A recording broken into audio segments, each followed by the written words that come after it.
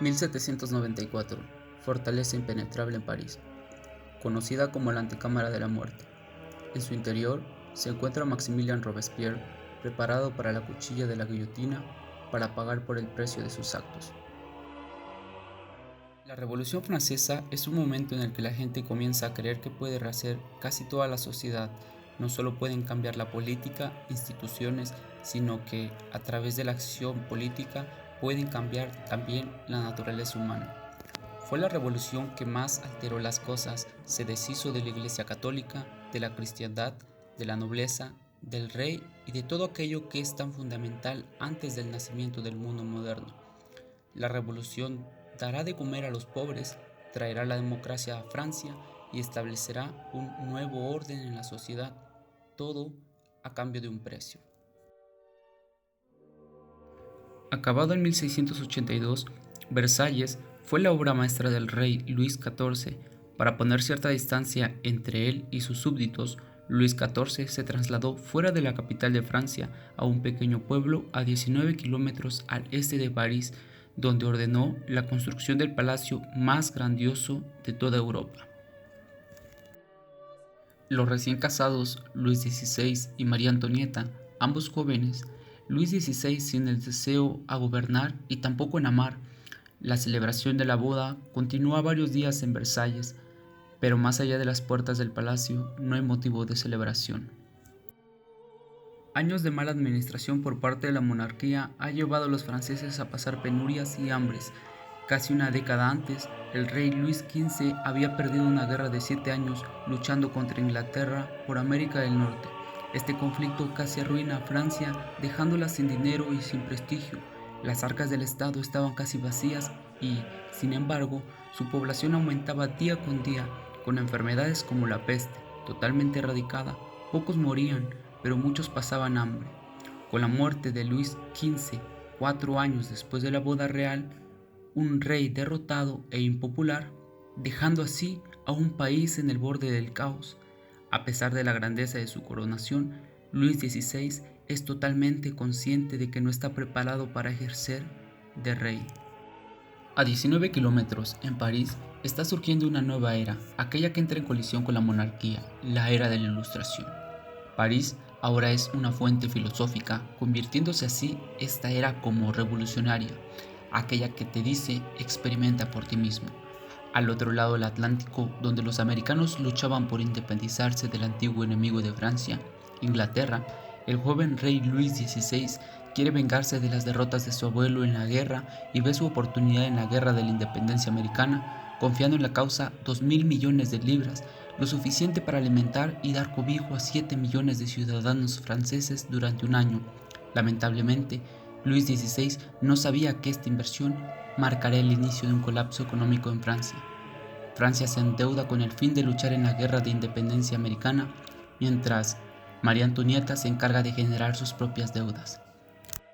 Habiendo ceremonias para cuando el rey y la reina se levantan, para cuando se visten, para cuando comen, para cuando se van a la cama y, para entretenerse, María Antonieta preside extravagantes desfiles de moda, obsesionada con modas ridículas, sobre todo con recogidos tipo torre en los que metían todo tipo de ornamentos y frutas, al igual haciendo apuestas y representando obras de teatro, consiguiendo así el nombre de Madame Déficit. Mientras los monarcas continúan viviendo en la extravagancia, las quejas se traspasan al papel. A la corte real se le acusa directamente diciéndose: ¿sabe por qué existe tanta gente necesitada? ¿Es acaso que su estilo de vida devora en un día lo que 1 millar de hombres necesitaría para subsistir?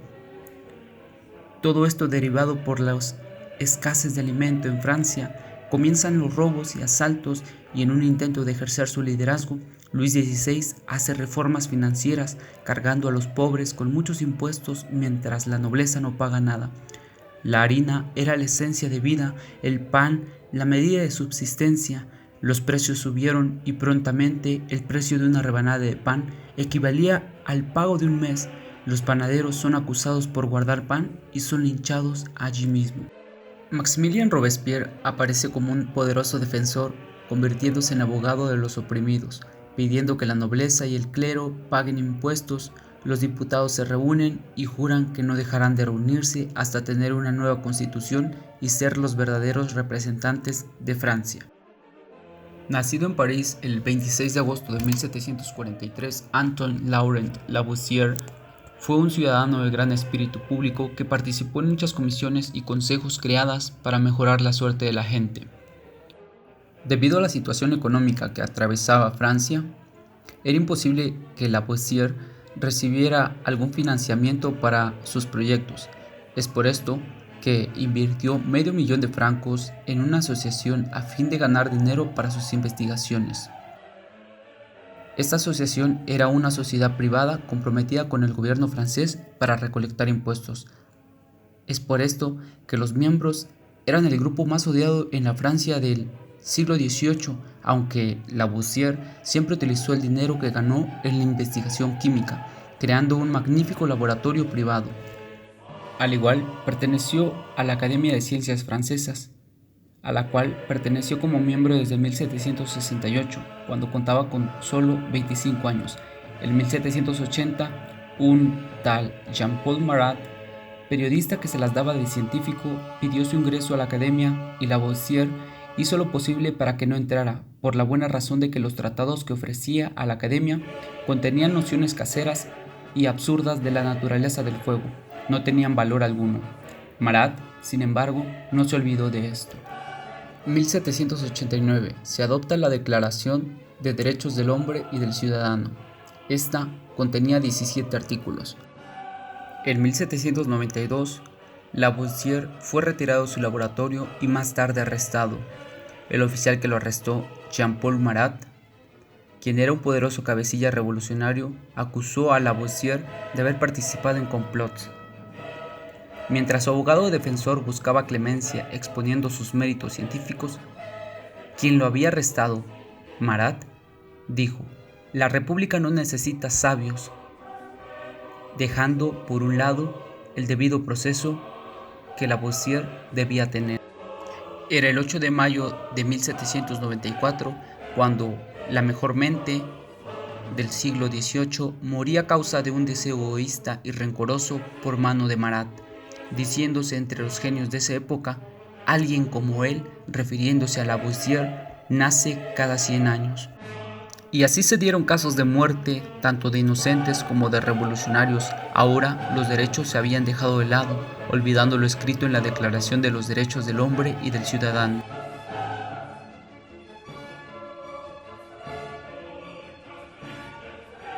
George Jacques Danton, quien fue revolucionario, logró darse cuenta de que todo se estaba saliendo de control. Fue condenado a muerte y llevado a la guillotina por ser un traidor a la revolución, sin saber que lo único que él quería era mantener las cosas sin derramamiento de sangre. Claude Fauchet fue un sacerdote que tuvo un papel importante en la revolución. Abogaba por el igualitarismo y la democracia.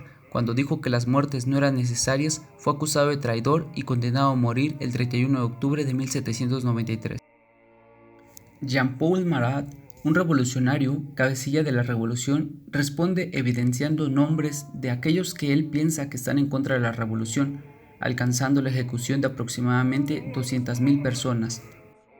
El juicio contra culpables e inocentes era imparable. Todo aquel que no era de agrado a los ojos de un revolucionario era llevado sin duda a la guillotina.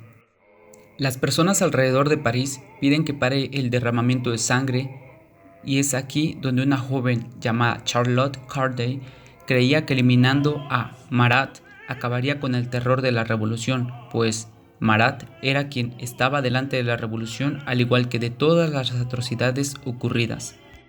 Charlotte declaró con firmeza: "He matado a un hombre para salvar a 100,000", mientras era detenida y conducida a prisión, para después seguir el mismo camino que todos, la guillotina. Esto decía, pues lo que se llamaba revolución se había salido de control. Sangre y silencio corría por las calles. Solo los revolucionarios podían hacer algo, aunque tampoco ellos se salvaban de la muerte. Robespierre es acusado de rebeldía, pues 2 días antes él mostraría una lista de enemigos contra la revolución. Robespierre, al tener la presión de todos aquellos que antes eran sus amigos, decide suicidarse, fallando en el acto, destrozándose la mandíbula siendo ridiculizado y siendo preparado para la cuchilla nacional. Ahora, su compañero de celda, Saint-Just, le señala un dibujo de los derechos de los hombres y del ciudadano y declara: por lo menos hicimos eso.